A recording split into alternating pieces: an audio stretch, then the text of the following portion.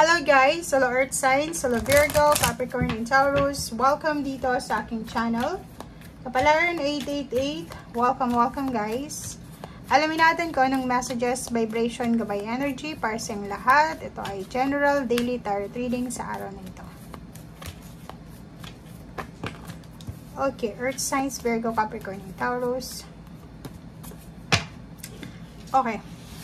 So, nakikita natin dito na may mga pinaplano kayo sa araw na ito ng paglalakbay. Pwedeng mag-asawa to, pwedeng magkarelasyon, pwedeng mag-live-in partner. Sila ay nagpaplano. Nagpaplano silang mag-travel, lumipat ng bahay, lumipat ng trabaho, pumunta ng ibang bansa. Meron din dito na Earth Signs, Virgo, Capricorn, and Taurus, babae siya. And siguro may mga manliligaw siya na ibang lahi. Okay? Marami siguro. Nakikita mo to, pwedeng isa, dalawa, isang matanda, isang medyo bata pa. So, nakikita natin dito na pwedeng may pinaplano kayo na meet up na posibleng ma-finalize sa araw na ito. Comment down below if resonated ka.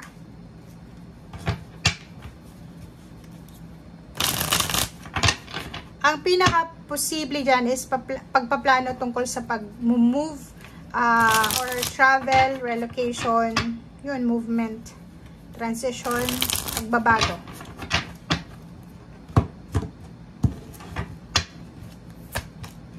Okay.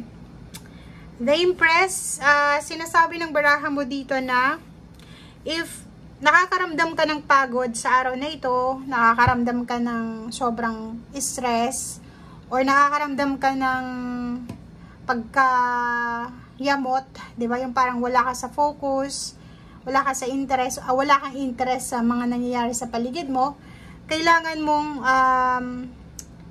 isipin na pwede itong emosyon na nararamdaman mo sa ngayon is pwedeng mag-result siya sa negative. Yung emotion na negative na nararamdaman mo ngayon is pwedeng maging cause ng stress. Okay? So, take care of your body. Take care of your body. Yun yung sinasabi. Kailangan mong alagaan ng katawan mo sa araw na ito. Kung napapagod ka, magpahinga ka. Kung halimbawa na inaanto ka, matulog ka. Okay? Nandito yung 7 of Swords. Be true to yourself. Earth Signs, Virgo, Capricorn, and Taurus. Kasi, di ba, halimbawa, pagod ka na, tapos bago ka lang sa trabaho, di ba? Kailangan mo magpakitang gilas sa mga bosses mo, sa mga employers, or sa mga taong mataas yung posisyon sa'yo. So, kahit pagod ka na, sige lang ng sige. Be true to yourself. Pag pagod ka na, magpahinga ka. Pag hindi mo na kaya, ipahinga mo siya. Okay? Kasi ikaw din ang mahihirapan. Relationship, ganun din. Makinig ka sa sinasabi ng iyong intuition. Lalo na yung mga iba sa inyo dyan na pagod na kayo sa asawa nyo, sa kalibin partner nyo, or sa kung sino man itong relationship or commitment na to. Okay?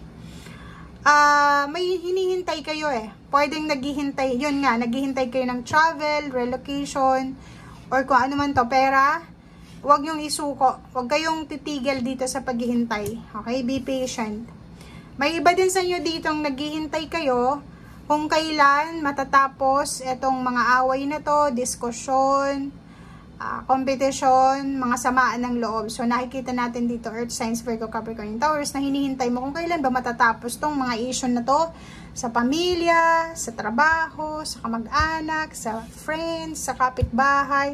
Parang kahit sa social media, nakikita mo, nagpaparinigan. So, nandito ka sa 3 of Wands, naghihintay ka, waiting ka. Pwedeng naghihintay ka ng apology, or pwedeng naghihintay ka na humingi ng tawad. Okay. Wow. So, dito naman sa 2 cards na to is future to. Sa mga susunod na araw, buwan na taon, posibleng makakaramdam ka ng sobrang excitement, sobrang passion, dahil sa pera. Hindi ito sa ngayon pero ang nakikita natin dito is Page of Wands to, sa future to eh. Parang nararamdaman mo na malapit mo nang makuha yung manifestation mo sa pera. Nararamdaman mo na konting tiis na lang, konting tiyaga na lang, makukuha mo na yung success na minamanifest mo. Okay. Temptation. Ang temptation lang dito sa'yo, kung pag-uusapan natin is yung pera, tungkol sa future money mo, ang pwede lang na maging temptation sa'yo dito is relationship. Sinasabi ng baraha sa'yo dito na kailangan mong balansehin ang iyong buhay, emotional, and then financial. Huwag kang magfo-focus sa relationship lang and then pinapabayaan mo yung financial. Kailangan is, kung ano siya, balanse. Okay? Relationship nakikita ko sir dito, siguro may in a relationship ka ngayon or pwedeng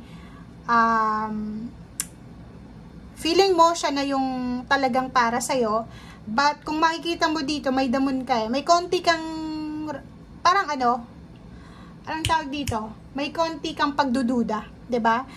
Halimbawa, in a relationship ka pa lang or live-in partner, hindi ka sigurado kung talagang kayo yung magkakatuluyan kasi hindi ka din sigurado sa feelings mo or hindi ka sigurado sa feelings niya para sa'yo. Okay. Dito naman, if ever may lumapit sa'yo na sa mga susunod na araw ito if ever may lumapit sa'yo na manligaw or makipag-commit sa'yo, partnership, relationship, or kung ano pa man, kailangan mong maging matalino sa pagdedesisyon para hindi ka manghinayang. Okay? Kailangan mong mag-isip. Isipin mo na marami kang choices sa buhay. And if may mga problems kayo sa relationship, sa pera, kailangan nyo daw trabahuhin. Okay?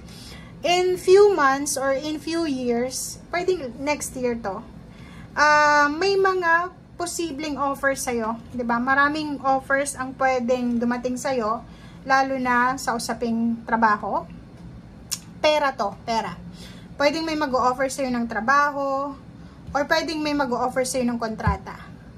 If lalaki ka, tapos may parang pinupush ka na ng karelasyon mo, girlfriend mo, or ka-live-in partner mo na babae na magpakasal, may choice ka dito may choice ka. Kasi sinasabi ng barahan na kailangan mo munang i-focus ang sarili mo ngayon sa usaping financial. Kasi atong relationship na to, nandito lang siya. Hindi mo kailangan magmadali. Kasi ang dapat mong madaliin dito is yung financial mo Kasi meron ditong, parang anong tawag dito, swerte, na parang umaaligid sa'yo. May swerteng umaaligid sa'yo, kaso lang, hindi mo siya masyadong mag-grab, itong swerte na to, itong good luck, good fortune, hindi mo siya mahawakan, or hindi mo siya mahuli-huli, dahil nga, meron kang negative connection sa paligid mo, which is, ang relationship mo. So, self-check, double-check mo kung sino-sino ba ito, na mga attached sa'yo, committed sa'yo, na kinukontrol kung ano yung success mo. Okay? So, thank you guys, and see you again. Bye!